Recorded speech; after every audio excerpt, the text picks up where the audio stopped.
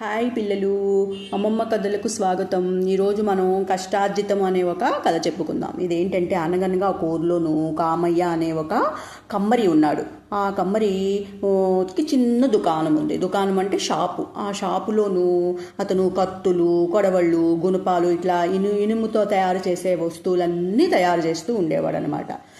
ఇనుముతో తయారు చేయటం అంటే అంత సులభమైన పని కాదు. చాలా భుజబలం ఉండాలి, ఆ వేడిని తట్టుకునే శక్తి కూడా ఉండాలి.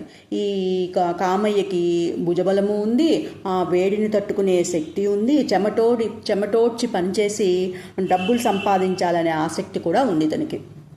అందుకని ఆ చిన్న దుకాణంలో అతను చాలా కష్టపడి పనిచేస్తూ డబ్బులు సంపాదిస్తూ జీవనోపాధి చేసుకుంటూ ఉండేవాడు. అయితే కామయ్యకి కొడుకున్నాడు. ఆ కొడుకు పేరు సోమయ్య. ఈ సోమయ్య ఉత్తి సోమరిపోతుగా తయారయ్యాడు. ఎందుకని? దానికి కారణం వాడి తల్లి శేషమ్మకి కొడుకు కొలిమి ముందు కూర్చొని కష్టపడటం ఇష్టం లేదు. మేనమామకి మళ్ళీ తన కుమారుడు కూడా ఏదైనా ఒక మంచి ఉద్యోగం చేయాలని ఆమెకి ఉండేది. అందుకని కొలిమి దగ్గరికి వెళ్ళనిచ్చేది కాదు కొడుకుని.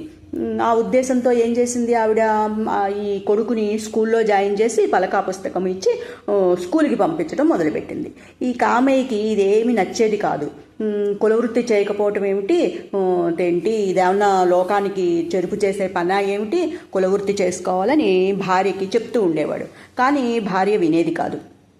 సోమయ్య బళ్ళోకైతే వెళ్ళాడు, కానీ వెళ్ళి వస్తూ ఉన్నాడు. కానీ వాడికి చదివే మాత్రం అబ్బలేదు.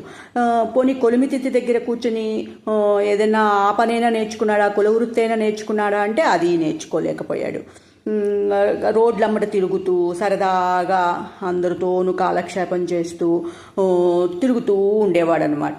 ఈ సోమయ్య తండ్రి కంటపడటం కూడా మానేశాడు. సోమయ్య తండ్రి కంటపడితే తండ్రి ఎక్కడ తిడతాడో, ఎక్కడ కేకలేస్తాడో అని రోజు సోమయ్య ఈ కామయ్యకి కనిపించకుండా తిరుగుతూ ఉండేవాడు. కామయ్య క్రమంగా పెద్దవాడయ్యేటప్పటికీ అతనికి బుధశక్తి తగ్గిపోయింది. ఇంకా దుకాణంలో ఎక్కువ అంత కష్టపడి పనిచేసే అంత ఓపిక కూడా తగ్గిపోయింది అతనికి. నా తర్వాత ఈ దుకాణం మూసేయవలసిందో ఏంటోను, నేను సంపాదించిందంతా ఈ కొడుకు 3 పూటల్లో తగలబెట్టేసేలాగా ఉన్నాడు, తర్వాత అడుక్కొని తింటాడో ఏమిటో అని చాలా బాధపడుతూ ఉండేవాడు అనమాట. ఒకరోజు భార్యని పిలిచి, మన వాడిని రెంటికి చెడ్డ రేవళ్లాగా తయారు చేసావు, ఇప్పటికైనా బుద్ధి తెచ్చుకోమను, కులవృత్తి నేర్చుకోమని చెప్పు, నువ్వు చెప్తే వాడు వింటాడు అని చెప్పి చూస్తాడు భార్యకి. అప్పుడు ఈ ఆవిడంటుంది, తొందరపడకు, ఎందుకు తొందరపడతావు, వాడేం ఊరికే ఉండట్లే, ఏదో ఉద్యోగం కోసం వెతుకుతూనే ఉన్నాడు అని శేషమ్మ చెప్తుంది. అంటే కొడుకు మీద గారం అనమాట. కొడుకు మీద గారం కొద్దీ అలా చెప్తుంది. కొడుకు మీద అస్సలు ఈగ వాలని ఇదనమాట ఆ తల్లి. ఈ మాట వినేటప్పటికి కామయ్యకి ఒళ్ళు మండిపోతుంది. ఏమిటి ఉద్యోగమా, వాడికి నీకు కష్టార్జితం అంటే ఏమిటో తెలియకుండా పోతోంది. అసలు నేను సంపాదించిన దాంతో తర్వాత మీరు శుభ్రంగా ఖర్చు పెట్టి హాయిగా ఉందాం అనుకుంటున్నారో ఏమోను, ఇదంతా నా కష్టార్జితం, దీంట్లోంచి ఒక్క చిల్లి గవ్వ కూడా మీకు ఇవ్వను నేను, ఏమనుకుంటున్నారో ఏమిటో, పని నేర్చుకోమని చెప్పు, ఇప్పటికైనా సరే వాడిని, నాకు 3 రూపాయలైనా సరే కళ్ళ చూడందే అస్సలు నాకు దుకాణం ఇప్పటి వరకు నాకు ఏ రోజు కూడా 3 రూపాయలు నేను సంపాదించందే దుకాణం ఎప్పుడు ముయ్యలేదు ఇప్పటి వరకు, అంత కష్టపడుతున్నాను నేను, వాడికి అసలు 3 పావులాలు సంపాదించి చూపించమను నాకు, అప్పుడు తెలుస్తుంది వాడికి సంపాదన ఎంత కష్టమోను అని ఆవేశంగా భార్యతో అంటాడనమాట. అనేటప్పటికీ అంతలో ఈ సోమయ్య రోడ్లమ్మట తిరిగి రాత్రి అయ్యేటప్పటికి ఇంటికి వచ్చేటప్పటికి శేషమ్మ అంటుంది వాడితో, ఒరే అబ్బాయి, మీ నాన్న నిన్ను ఉత్తి చవటలాగా కట్టేశాడరా, 3 పావులాలైనా సంపాదించలేవు అంటున్నాడు అని చెప్పి వాళ్ళ అమ్మ ఈ సోమయ్యతో అంటుంది. అనేటప్పటికీ సోమయ్య అంటాడు, అదెంత పని, చిటికలో నేను సంపాదించుకొస్తాను చూడు అని చెప్పి మొన్నాడు ఏం చేస్తాడు సోమయ్య, బయటికి వెళ్ళి 3 పావులాలు ఎలాగైనా సంపాదించి తీసుకొచ్చి తండ్రికి ఇచ్చి, నేనేం చవటని కాదు, నేను సంపాదించగలను అని చెప్పాలని వాడి తాపత్రయం అనమాట. కానీ వాడికి కష్టపడటం తెలియదు, డబ్బులు ఎలాగ సంపాదించాలో తెలియదు, ఏమీ తెలియదు. ఇంతకాలం వాళ్ళ నాన్న సంపాదిస్తూ ఉంటే వాళ్ళ అమ్మ వండి పెడుతుంటే తిన్నాడు, తిరుగుతూ ఉన్నాడు. కానీ వాడికి ఏం తెలీదు. అలాగా వాడు మధ్యాహ్నం దాకా రోడ్లు అమ్మట పట్టుకొని తిరిగాడు. వాడు ఏమన్నా డబ్బులు ఏమైనా చెట్లు కాస్తాయా? చెట్ల నుంచి కాయలు కోసుకొచ్చి తండ్రి చేతిలో పెట్టడానికి కాదు కదా, కష్టపడాలి. కష్టపడితే కానీ డబ్బులు రావు. కానీ వాడికి కష్టపడటం రాదు. మధ్యాహ్నం దాకా తిరిగి ఇంటికి వస్తాడు. ఇంటికి వచ్చి అమ్మ చాలా తలనొప్పిగా ఉంది, నాకు అన్నం పెట్టు, అన్నం తినేసి కాసేపు పడుకొని లేచి మళ్ళీ వెళ్ళి నేను పని కోసం వెతుక్కుంటాను అని చెప్తాడు. చెప్పాడికి అయ్యో నాయనా, నువ్వు ఎంత కష్టపడుతున్నావురా, ఎండలో ఇంతసేపు తిరిగావు రా అని చెప్పి కడుపు నిండా భోజనం పెడుతుంది వాడికి తల్లి. కడుపు నిండా భోజనం చేసి వాడు ఏం చేస్తాడు, సాయంత్రం దాకా నిద్రపోతాడు. నిద్రపోయి లేచిన తర్వాత వాడికి అనిపిస్తుంది, అమ్మో తండ్రి రాత్రి దుకాణం నుంచి వచ్చిన తర్వాత 3 పావలాలు ఏవిరా అంటే ఏం చెప్పాలి ఏంటి, మళ్ళీ నాన్న తిడతాడు అని చెప్పి వాడు ఆలోచిస్తుంటప్పటికి వాడికి ఒక ఆలోచన తగ్గుతుంది. వాళ్ళ అమ్మ దగ్గరికి వెళ్ళి అమ్మ రేపు నేను సంపాదిస్తాను, ఎలాగైనా సరే సంపాదించి నీకు ఇచ్చేస్తాను, ఇవాళ మటుక్కి నాకు ఆ 3 పావలాలు నువ్వే ఇయ్యమ్మా అని బతిమాలుతాడు. బతిమాలేటప్పటికి సరేలే పాపం పిల్లవాడు చిన్నవాడు తండ్రికి భయపడుతున్నాడు, రేపు ఎలాగో సంపాదిస్తాను అంటున్నాడు కదా అని ఆ అమ్మ ఏం చేస్తుంది, ఆ శేషమ్మ ఆ 3 పావలాలు వాడి చేతిలో పెడుతుంది. పెట్టేటప్పుడు తండ్రి దుకాణం కట్టేసేసి ఇంటికి వస్తాడు కదా. ఇంటికి వచ్చేటప్పటికి వీడేం చేస్తాడు, ఈ 3 పావలాలు వాళ్ళ నాన్న దగ్గరికి తీసుకెళ్ళి చేతిలోకి ఇలా విసిరేస్తాడనమాట. విసిరేసేసి చూసుకో నేను సంపాదించాను 3 పావలాలు అని చెప్పి అంటాడు. అనేటప్పటికి దర్జాగా పెద్ద ఏదో వాడే కష్టపడి సంపాదించినట్టు ఫోజు కొడతాడు. ఫోజు కొట్టేటప్పటికి ఎక్కడివిరా నీకు ఈ డబ్బులు అని తండ్రి అడుగుతాడు. తండ్రి అడిగేటప్పటికి ఏముంది పొద్దుస్తాను నేను చాలా కష్టపడి పనిచేసి ఈ 3 పావలాలు సంపాదించానని దబాయించి చెప్తాడనమాట. ఈ సోమయ్య ఏం చేస్తాడు, ఆ 3 పావలాలని అటు తిప్పి ఇటు తిప్పి కిందకి పైకి చూసి ఇది నీ కష్టార్జితం కాదు అనేసి ఆ పక్కనే పొయ్యి మండుతూ ఉంటుందన్నమాట. ఆ పొయ్యిలోకి విసిరేసేటప్పటికి ఈ సోమయ్య ఏం మాట్లాడకుండా వెళ్ళిపోతాడు.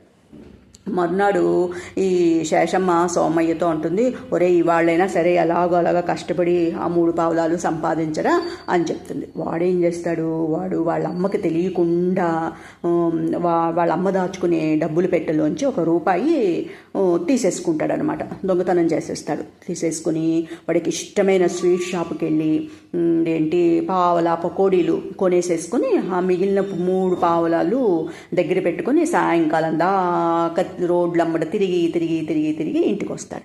ఇంటికి వచ్చి వాళ్ళ నాన్న రాత్రి ఇంటికి వచ్చే టైంకి మళ్ళీ ముందు రోజులాగే తండ్రి చేతిలోకి ఆ 3 పావలాలు విసిరేసి ఇదిగో నేను కష్టపడి సంపాదించి తీసుకొచ్చాను అని చెప్తాడనమాట. చెప్పేటప్పటికి ఈ కామయ్య కిందటి రోజులాగే ఆ 3 పావలాలని వెనక్కి ముందుకి అటు తిప్పి ఇటు తిప్పి ఆ 3 పావలాలు ఇవి నీ కష్టార్జితం కాదు అని మళ్ళీ ఆ పొయ్యిలోకి విసిరేస్తాడు.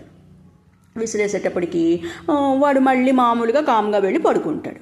3వ రోజు వాడు ఈ సోమయ్య ఏం చేస్తాడు, ఇల్లంతా వెతుకుతాడు. ఎక్కడా వాడికి ఒక్క పైసా కనిపించదు అనమాట. ఇంకేం చేస్తాడు, ఎలాగైనా సరే నేను కష్టపడి సంపాదించి ఈ తండ్రికి నేను చవటని కాదు అని చెప్పి నిరూపించుకోవాలి అని చెప్పి వాడు ఏం చేస్తాడు, ఈసారి ఇంకా నేను ఎలా ఇచ్చినా సరే నా కష్టార్జితం కాదని తండ్రికి తెలిసిపోతుంది కాబట్టి నేను ఎలాగైనా సరే ఇవాళ కష్టపడి సంపాదించి ఆ 3 పావలాలు తీసుకొచ్చి నాన్న చేతికి ఇవ్వాల్సిందే అని చెప్పి వాడు ఆ రోజు మూటలు అట్లా పెద్ద పెద్ద బరువులు అట్లాంటివన్నీ కూలీ పనులు చేసి డబ్బులు సంపాదిస్తాడనమాట. రాత్రి వరకు కష్టపడి ఆడ పెట్టెలు అవి ఇవి మూటలు అవి ఇవి మోసి వాడు ఎట్లాగో కష్టపడి వాళ్ళ నాన్న సంపాదించి తీసుకురమ్మన్న డబ్బులు సంపాదించి తీసుకొచ్చి వాళ్ళ నాన్నకి ఆ రోజు రాత్రి వాడి చేతిలో, అంతకుముందు 2 రోజులు ఏం చేశాడు, ఇలాగా చేతిలోకి విసిరేశాడు కదా నిర్లక్ష్యంగా. ఈరోజు అలా నిర్లక్ష్యంగా విసిరేయలేదు, వాడు జాగ్రత్తగా తీసుకొచ్చి వాళ్ళ నాన్న చేతిలో పెడతాడనమాట. ఆ డబ్బులు చేతిలో పెట్టేటప్పటికి ఈ కామయ్య అంతకుముందు 2 రోజులు ఎలా చేశాడో అలాగే దాన్ని అటు తిప్పి ఇటు తిప్పి ఇది నీ కష్టార్జితం కాదు అంటూ పొయ్యిలోకి విసిరేస్తాడు. విసిరేసేటప్పటికి ఇదివరకు ఏం చేశాడు, అలా చూస్తూ ఉండిపోయాడు. సోమయ్య ఏమి మాట్లాడలేదు కదా 2 రోజులు ఆ డబ్బులు విసిరేటప్పటికి. ఈసారి మట్టుకు అలా ఊరుకోలేదు. గబగబా పరిగెత్తుకుంటూ వెళ్ళి ఆ పొయ్యిలోంచి ఆ డబ్బుల్ని ఆ పావలా కాసుల్ని గబగబా పైకి లాగుతాడనమాట. అప్పుడు కామయ్య చిరునవ్వుతోనూ, అబ్బాయి ఇది నీ కష్టార్జితం రా, ఇంతకుముందు 2 సార్లు సొమ్ము నేను పొయ్యిలో పారేస్తే నీకు అసలు రవ్వంతైనా బాధ కలగలేదు. ఎంచేతనంటే అది నీ కష్టార్జితం కాదు కనుక నీకు బాధ కలగలేదు. కష్టార్జితమైన సొమ్ము మీద ఇలాగే మమకారం ఉంటుంది. ఎవడో గడించి ఇస్తే దాని విలువ తెలీదు కనుక ఎవడికి వాడు కష్టపడి సంపాదించుకోవాలి. కష్టపడి సంపాదించుకుంటేనే ఆ డబ్బు యొక్క విలువ తెలుస్తుంది అని చెప్పి తండ్రి అంటాడనమాట. అనేటప్పటికీ అవును నాన్న నిజమేను, నాకు ముందు 2 రోజులు నువ్వు పొయ్యిలో విసిరేస్తే డబ్బులు నాకు ఏం అనిపించలేదు, బాధ కూడా అనిపించలేదు. కానీ ఇవాళ నేను చాలా కష్టపడి సంపాదించాను ఈ డబ్బులు. అలా నువ్వు పొయ్యిలో విసిరేటప్పటికి నాకు చాలా బాధ కలిగింది. అందుకే నేను గబగబా ఆ డబ్బుల్ని పొయ్యిలోంచి వెనక్కి లాగాను. నువ్వు చెప్పింది చాలా నిజము. కష్టపడి సంపాదిస్తేనే డబ్బు విలువ తెలుస్తుంది. నేను ఈ రోజు నుంచి కష్టపడి పనిచేసి ప్రయోజకుడిని అవుతాను.